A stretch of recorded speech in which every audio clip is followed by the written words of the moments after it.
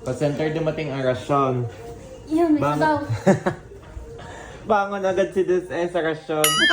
Pwede nang kumain si Gap, kakainin ko. Akala ko ikaw na naman ang kakain ng rasyon eh. Mahal na ito, lagi na lang binash.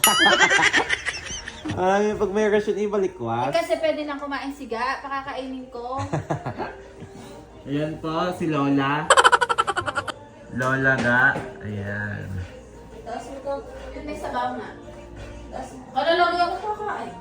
Makakarinig ko ng rasyon na ikaw lagi na balikwas eh. Hindi guys, pwede nang kumain. Ito. So ayan guys, good news.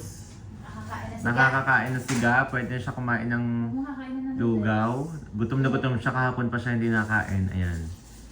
Kala ko si Ate Des na naman ang ano. Binash mo na naman ako. Okay na lang po. Bawal ang tinapay.